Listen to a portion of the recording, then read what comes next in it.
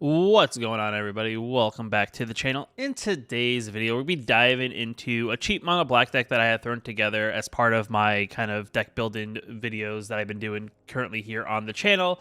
And this is kind of going with the idea of making a mono black deck that's kind of more on the aggro side, with it being more with a focus on being budget friendly. This deck overall is just commons and uncommons. There are no rares in the deck, though if you do have rares, you're always open to add them to the deck, as you may have cards that I will suggest later in the video about what you could use to upgrade this deck to make it overall better. Also, with this video coming out right before Brothers War, there are cards that could be in Brothers War that could also make this deck better as well. But here, just for the part of the video, is just to kind of give you an idea, if you're looking to maybe build something more on the aggro side, using the idea of what are the best cards I can get for the value, meaning commons and uncommons, this should hopefully be that kind of deck. So first and foremost, this is kind of like my version of the current mono black aggro deck that is existing, making it more budget friendly, using as much I can to make it as approachable as possible. As you know, the one problem is as you play commons and uncommons, you don't have as much value as you would get for the more rares and mythics that exist in the set. In the 1-drop slot, we do have Cult Conscript. This is a pretty great card because one, it's a 2/1 for 1, does come in the battlefield tapped.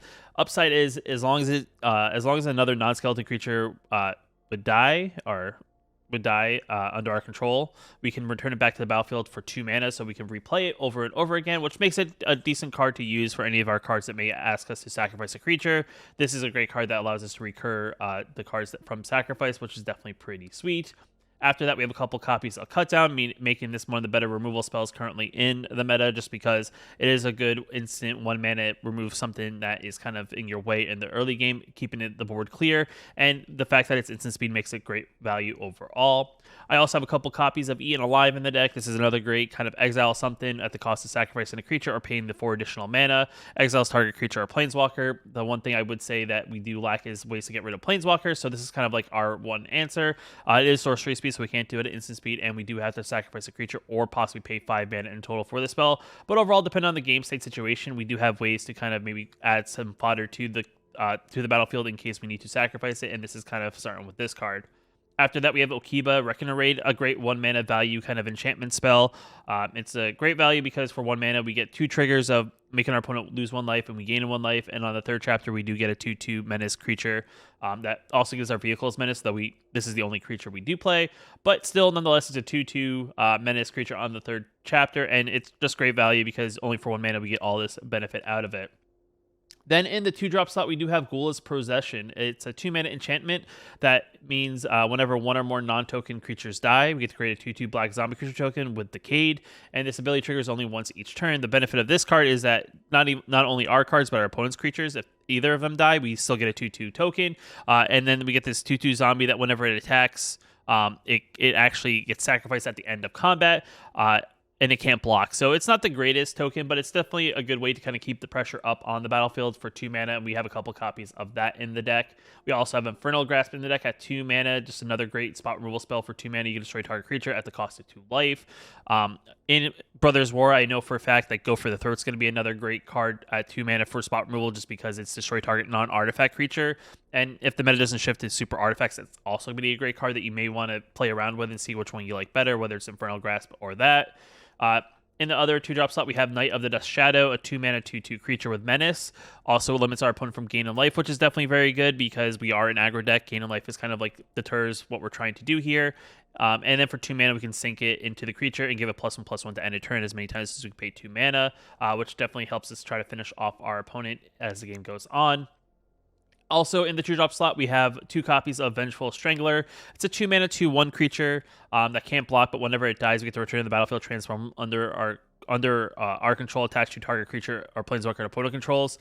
And the enchantment essentially does, at the beginning of our upkeep, enchanted permanent's controller sacrifices an non-land permanent, then that player loses 1 life. So either they sacrifice the creature that this is attached to, or planeswalker, or they have to sacrifice something else, and we still get to drain them for 1 life on top of it. So it kind of puts pressure on our opponent to either get rid of it immediately or kind of have it sit there and kind of slowly drain their life every time we go. Then in the 3-drop slot, we have Fellsinger in here. This is a great 3 mana 3/2 Death Toucher with Exploit. Whenever we exploit, meaning we sacrifice another creature, we get to get the trigger effect, which is drawing 2 cards and also possibly losing 2 life. Other idea here is, as much as, you know, we want to draw the cards, depending on the game state situation, you can also make your opponent draw the cards, meaning that they will also lose a 2 life. So if they're kind of low on life, this is a good way to maybe finish them off. And it also has Death Touch, which is definitely very good to maybe keep back, which maybe prevents your opponent from attacking, which is going to help us in the long run. We also have Grave Lighter, a 3-mana 2/2 flyer that enters the battlefield. We draw a card if a creature died this turn. Otherwise, each player sacrifices a creature. As you notice, we just have a lot of avenues in our deck to just sacrifice things to get some value out of them. So this is just another good card that's going to allow us to kind of maybe get rid of things as it being a creature, as well as spot removal. Then we also have Morbid Opportunist. It's a 3-mana 1/3 that whenever one or more creatures die, we get to draw a card. This ability triggers only once each turn. So yet again, our creatures die, our opponent's creatures die, we still get a draw effect. Definitely the best value for 3 mana. And then in the 4-drop slot, we have 4 copies of Diregraph Scavenger, 4 mana 2/3 with Death Touch. Enters the battlefield, we get exile up to 1 target card from a graveyard. If it was a creature card, exile this way. We drain them for 2, we gain 2, so definitely good there. And because we are playing a non-rare or mythic deck, we have 24 copies of Swamps. Just because, you know, mono black, when it comes to being super budget, or just any monocolor deck being super budget, is very easy, just because basic lands fill up your land slot, and then you can add in the rare lands as you kind of get them. So overall, this deck is pretty good. I did end up playing a few games, which I'll have after I kind of do that. You know, but there's definitely a very solid deck. Like I said, 0 rares. It's definitely one of those decks to start out with, especially if you're low on budget and you want to work towards maybe getting rares or mythics. It's definitely great and you know, new player friendly, just because a lot of what we're doing is very, very simple, nothing super complex. Sacrificing some things to get some value, and then maybe, you know, trying to keep the board clean as possible and win as quickly as possible. Just because if you're playing a deck that runs a little bit longer, it's going to be harder and harder to put pressure on, because our creatures really aren't that large. But with that being said, this is definitely a very interesting deck. Let's just jump into some games. These are pre-recorded from my live stream, so just a quick heads up just in case. But definitely, you know, definitely give the deck a check out, and then we'll bounce back and we'll talk about maybe upgrading the deck after a couple games. Opponent goes first. I would say hand's pretty okay. Does it beat Delver, though? Does it beat Delver? I guess we'll find out. Not a spell, which is good for us. Sure. See if they want to react to our board. They'll take 2. And see if they want to counter it. They'll bounce. I think they're bouncing something. Or impulsing, never mind.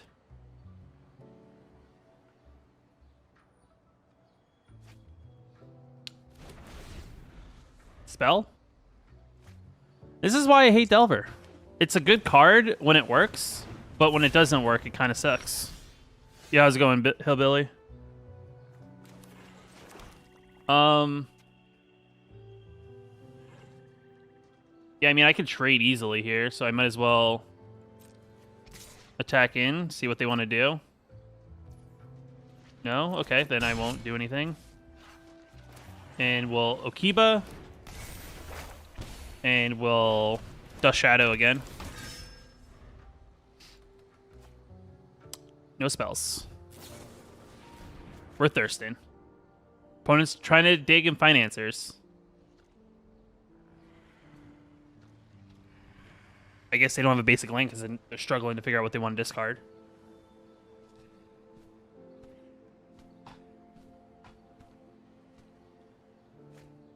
Ooh, okay. We're racing. We're kind of racing. Not too bad. I mean, you know, we're just kind of doing our thing right now. Just playing some budget decks I'm throwing together just for a follow-up to the video I released earlier. And then kind of going from there. I mean, you could use your Make Disappear. I could pay my 2, but you can sacrifice your Delver. Sure. I'm not going to pay. Yeah, I mean, the problem is we have Vigilance, so if they try to keep the pressure, we can kind of get around Vigilant. We can get around their creatures. They have to kind of keep back now.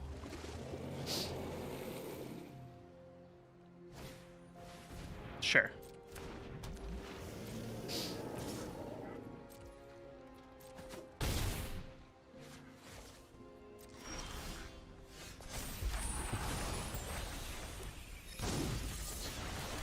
Now, I mean, they have 2 of these terrors, though, so that's a little tough. And they have 1 mana open, so... Could have make disappear, though they only have 1 card in hand. I mean, I'm gonna... Put pressure. I will sacrifice this.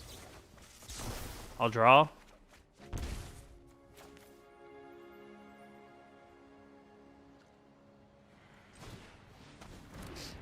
And no attacks to say go. I mean, we're looking okay right now. Another Jin's not great. No? Just 5? Okay. That would have been good earlier. They only have... They actually don't have enough to block. So we'll see how this goes, right? Because they have to commit 2 to each Vigilance creature. And they only have 1 card in hand.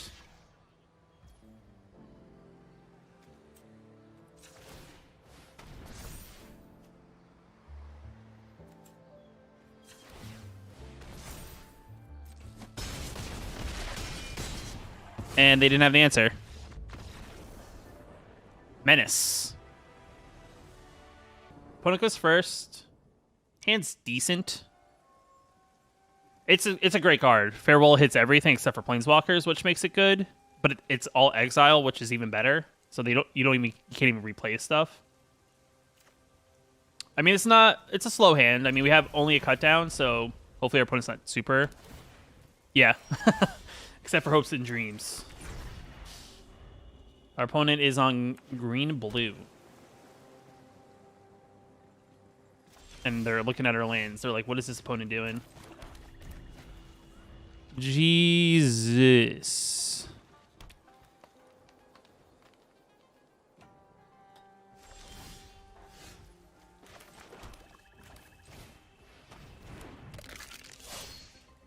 Yeah. It's kind of how the shuffler gets you, so... It's kind of one of those cookie crumble situations sometimes. We haven't done anything, though, which is like, what are they doing here? Right? It's like, let's play a lot of lands. So they're one of those decks.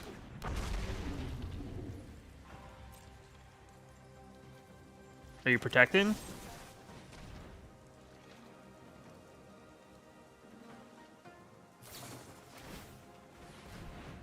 I'll take it.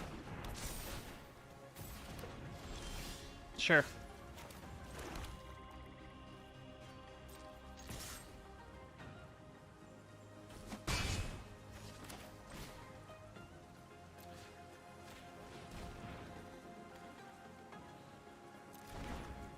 Let me do this. Let me do sequencing right. I almost messed it up. Okay. Here we go. Got the sequencing right. Might as well get the card draw out of it.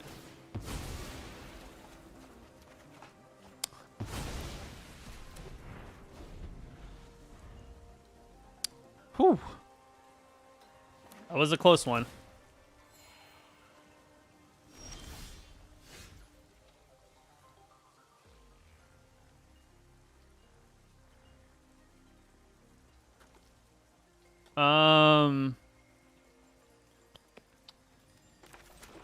Nothing, unfortunately, right? We'll see what happens. Yeah, the spam bots will definitely get you. I don't know if there's like a good way to set up like all that stuff. But yeah, I'm not sure what our opponent's doing. It's like, do they have just a hand of spells and just nothing? Oh, they're one of these decks. So they have protection is what they probably have? Interesting. I mean, are they going to do something about this?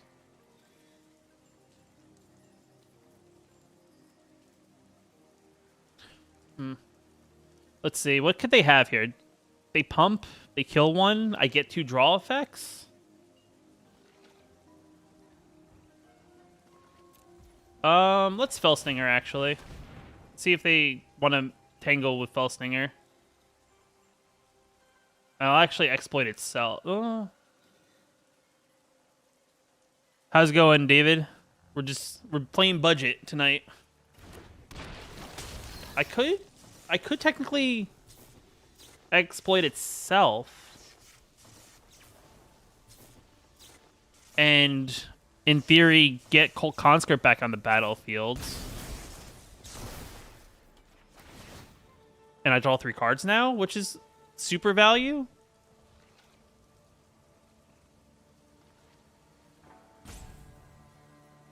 So what do you got for me, opponent? You let me cast Fellstinger and do a bunch of abilities.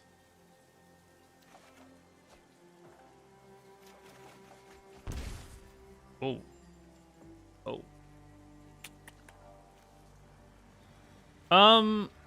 I think we just play our Colt Conscript from the graveyard. Make someone mod and they can take care of the sex bots. I've done that in my streams. Maybe. I don't know. This is only like my 3rd stream since I've like restarted. Sure. You can get a copy. Oh wait, you didn't have another creature, so you don't get more copies of Ivy. They didn't play white. So what is their deck based on then? Because I feel like white has good cards for this deck. Like give something Vigilance and +1/+1.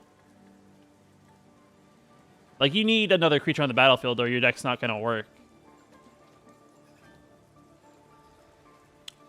I think they were like, wait, why didn't I get a second one?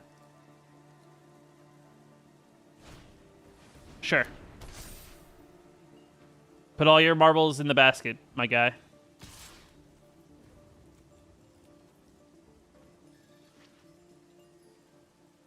I mean, they could have Slip Out the Back. Okay. I'm at 12. 2 cards in hand.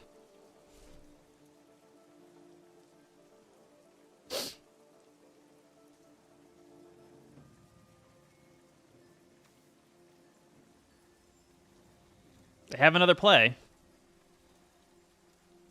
Do you think they have Shore Up, or do you think they're a Shore Up or a Slip Out the Back gamer is the real question? It's a question I always ask myself. Their stick.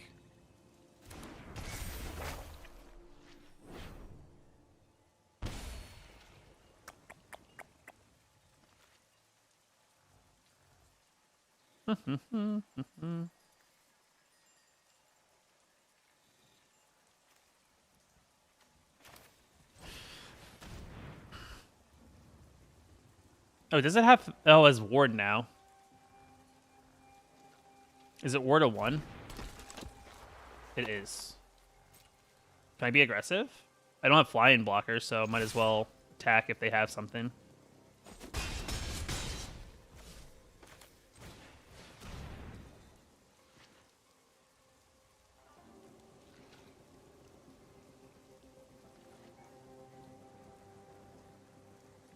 Am I dead?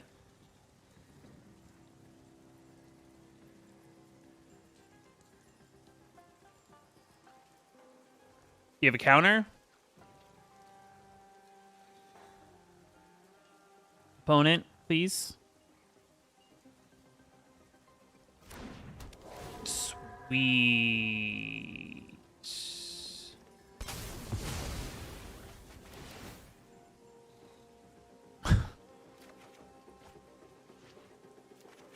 Awesome. All right. So they have multiple Ivies and only 1 card. Sure. You have to have a different target.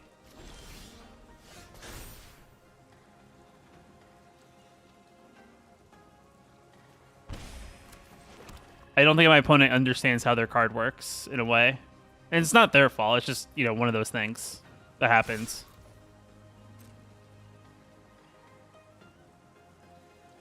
Yep.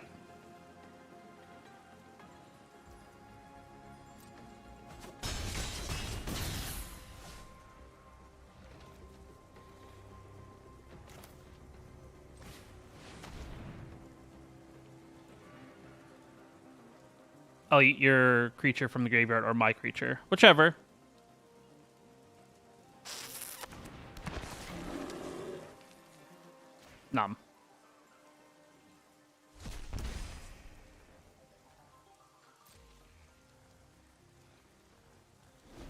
Okay.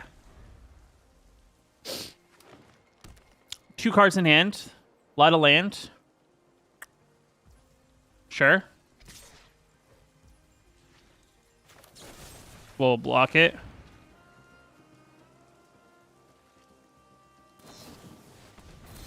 Sure. You get your cards. The open hand helps you plan ahead. Yeah. I don't know. I think my opponent fell behind, unfortunately, for them. But this hand's actually been pretty good. I mean, even against like a pretty combo-y kind of deck, this hand's performed well. Are you untapping it? What are we doing here, opponent? No. Okay. Okay.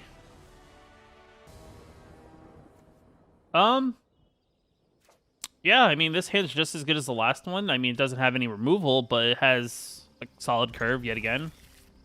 I mean, turn 3 is going to look a little interesting. The Delver, I see. Okay. Are they going to flip it? Please tell me you're an opponent who actually flips. Nope, they didn't flip it. Would there be non-negotiable rares for even budget builds? It depends, to be quite honest, right? It depends on like the deck you're trying to play. Like, is there like a deck that you have in mind, like, or a color combination? Because I think that's really where it would all depend.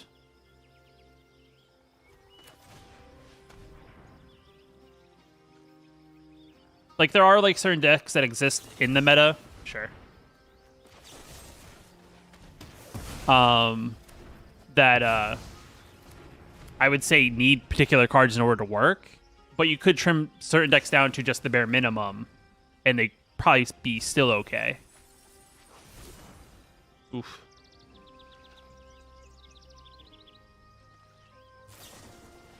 All right, we're gazing. We're digging deep. Our opponent's just trying to fill on up for their Haughty Jin. We're that kind of gamer. So we just need to make sure that we have enough pressure on the battlefield, I guess. And that we're putting up, you know, a good amount of stuff for cheap. Okay. Terror's not a big deal. Do I go for it now is the question. Mana open these instances, so they hold priority, so it's hard to get a gauge if there is actually any sort of pressure or stick outside of those 2 spells. But they have 2 cards in hand, so sure. We'll still attack him for 2. Has Menace, and it gets rid of another spell in their hand. Righto.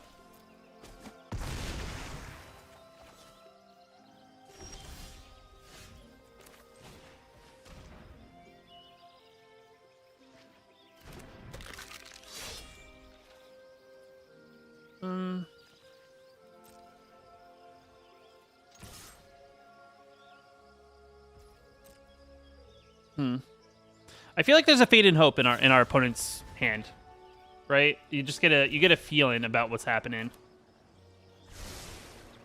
and they keep on top. Interesting.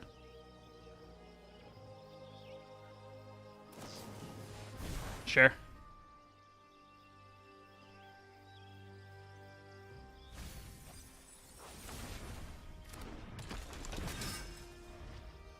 I mean, I'll take 6. Yeah, no blocks. What do you got for me, guy? Nothing.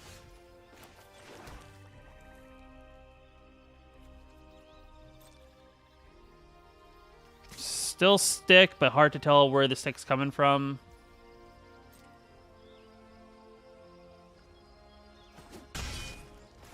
We'll play another knight.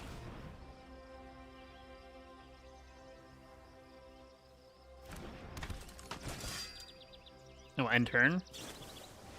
Thurston. We're getting thirsty. I mean, how many cards does our opponent already went through 20 cards of their deck?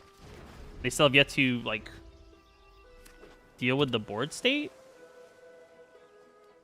in an effective manner. Shredder. That is not a card you see all the time in mono blue. Are they?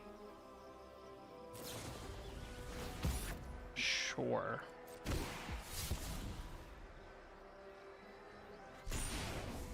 Don't get a +1/+1 counter. I'm happy about it.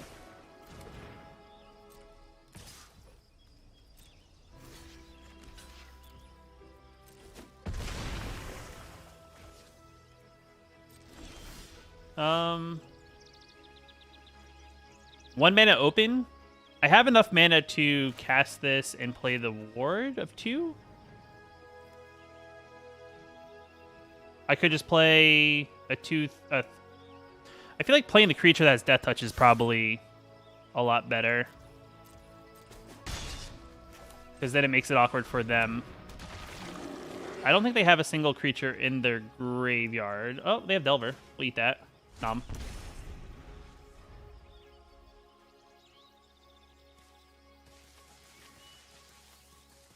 Question is, are they a Haughty Jin build?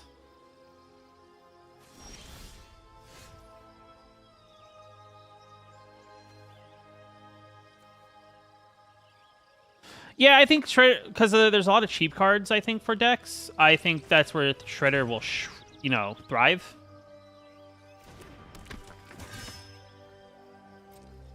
And I'm not going to play another spell this turn, but we're just going to sit back and wait for our opportunity. We have removal. We're just looking for that right moment of when to play that said removal.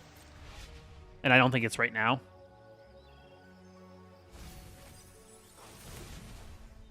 How many of those have they played? That's like the third one? 1, 2. They played 3 of them? They're tapped out, so they can dig all they want. I'm just going to kill the creature they're going to dig with and get counters for. And they're tapped out, so it's like, it's not, to me, it's not a bad exchange, because now they have to discard those cards they just drew.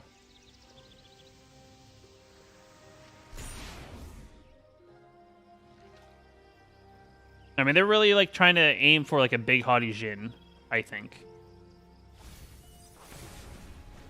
Shredder and Teferi. Yeah, I mean, Teferi is great, right? Because it's the idea of getting a bunch of cards. Okay.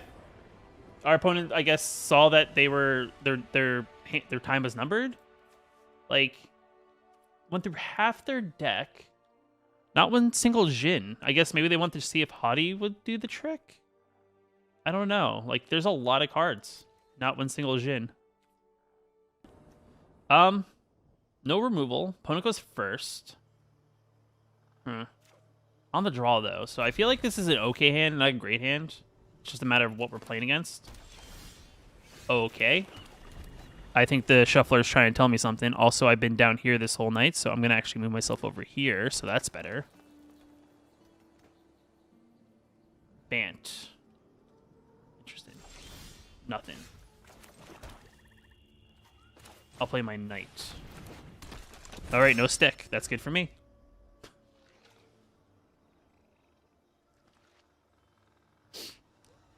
Oh, stomach's growling.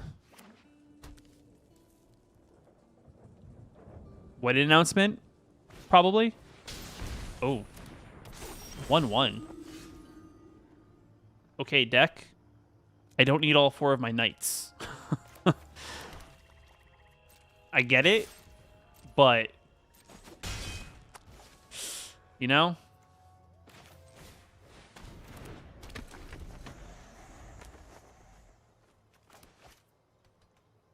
It's like, geez. I mean, at least the one benefit is they can't, in theory, gain life until...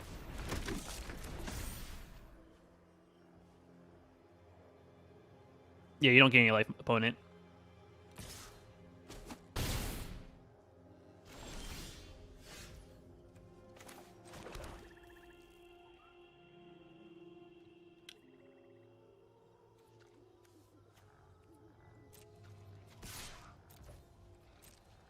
You want to block? No.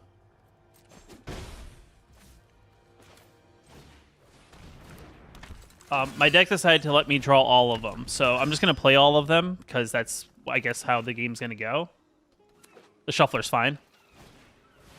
Sure.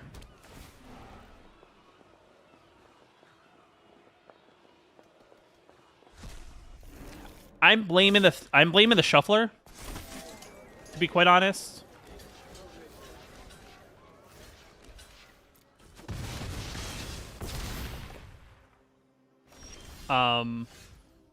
Because it literally gave me literally all of my knights.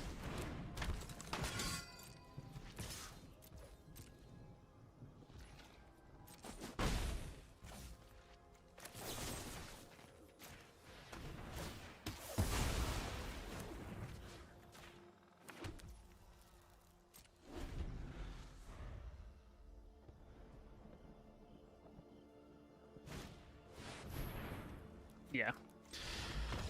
I only lost because I drew 4 of the same card. On the play, hand solid. This is a great curved hand. Have removal, have creature, have 2/3 drop. This is everything I hoped for.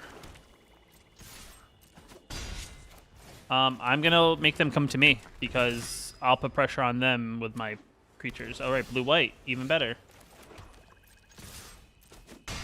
No stick. Plays around to make disappear, right? Oh, negate. Okay. All right, we're a control gamer. Got it. So we got to look out for depopulate, farewell.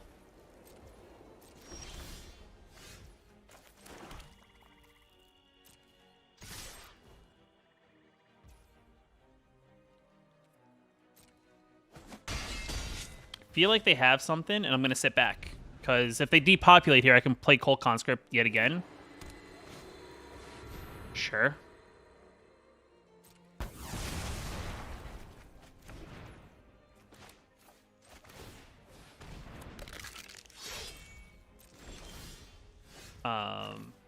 Yeah, I mean, I'm in a good position.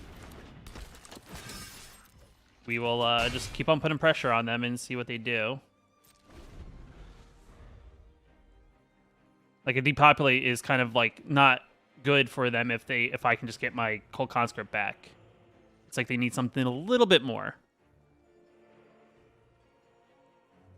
And basically, they're dead. They're almost dead next turn. They're at 6. All right, so they're gonna sit back and wait and see what I do.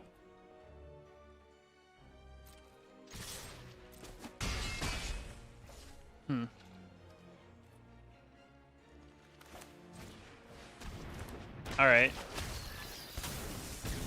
We'll draw some cards, get some interaction going. And we'll say go. In case they wipe the board again, I have a way to get back my Cold Conscript open. Sure.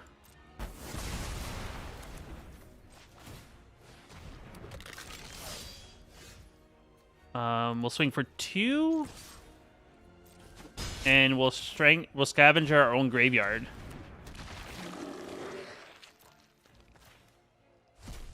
Game. Awesome. Awesome, awesome, awesome.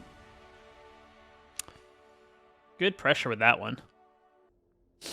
All right, and we are back to the deck. I mean, overall, like I said, this deck performs fairly well. I'm not expecting this to be a mythic level deck for being just commons and uncommons, but it definitely will be pretty good in the play queue just because I know typically when you play decks, they try their best to match decks up that are fairly similar, so it's definitely a good area to kind of get familiar with the deck. And as you make the upgrades, you then maybe can make the jump into more of the mythic ranking with this deck, or more just playing ranked in general. But looking at possible cards to upgrade, the first card up that's definitely fairly interesting, and it's definitely probably one of the most popular cards in black in general, and I do think this is something that if you are playing mono black, this is something that you're probably going to want copies of, is going to be Shieldred. I think Shieldred's a great card, right?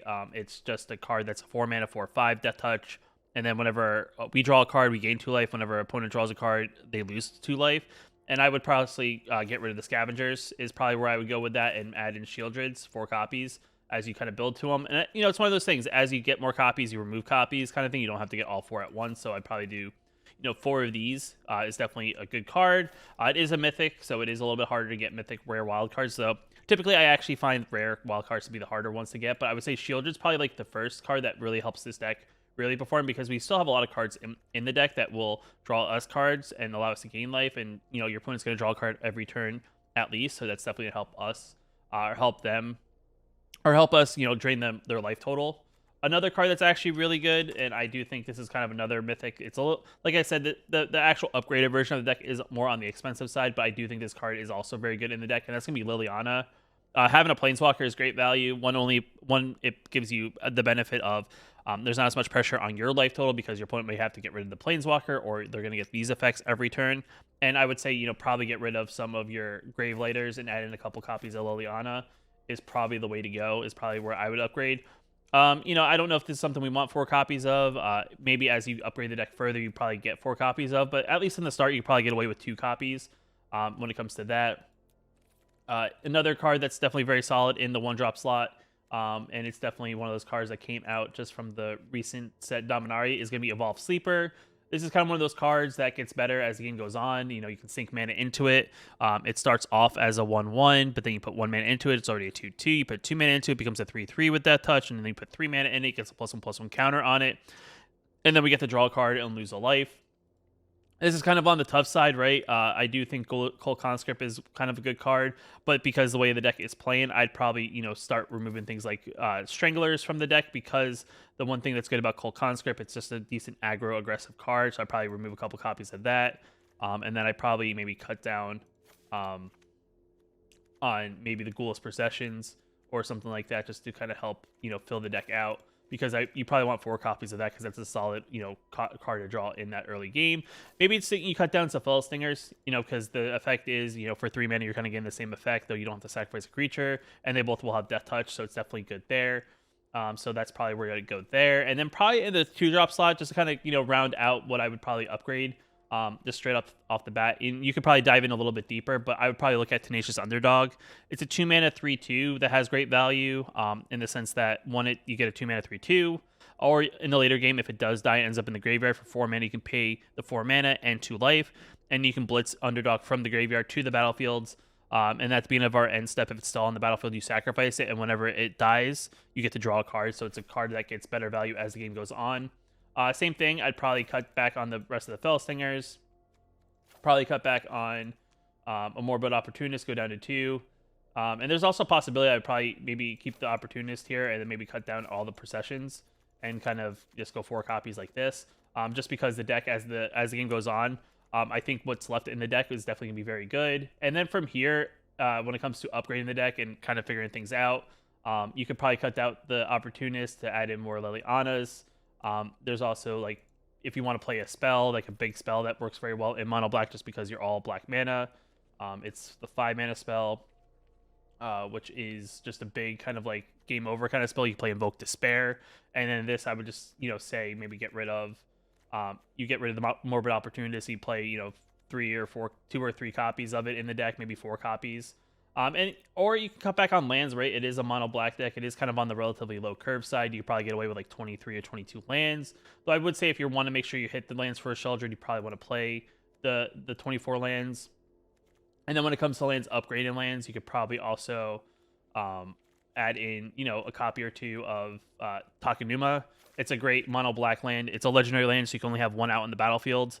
But the reason why we want to add this land to the deck is the fact that we can, for 4 mana, discard it, mill 3 cards from our library, and then we can return back a creature or planeswalker card from the graveyard to our hand, and this costs 1 less for each legendary creature we control. So, for the most part, you're probably going to spend the 4 mana, but, that benefit, if you have Sheldred out, it's going to cost you 3. And I would just cut out a swamp and add in one of these. Other than that, I would say this is probably a pretty solid upgraded version of the deck to check out. I will have links for both the original deck down in the description below, as well as this upgraded version of the deck if you want to take a look at it. But with that being said, if you like this style of video, let me know down in the comments below. I definitely like to hear you guys' feedback. If you're new here, you want to post new videos like this one here on the channel, hit that subscribe button. And until next time, I'll see you in the next video. Just want to give a special shout out to the channel members here on my YouTube channel. You can also become a channel member yourself down below the video, hitting that join button. It definitely helps out a lot, and I just appreciate you guys for your support.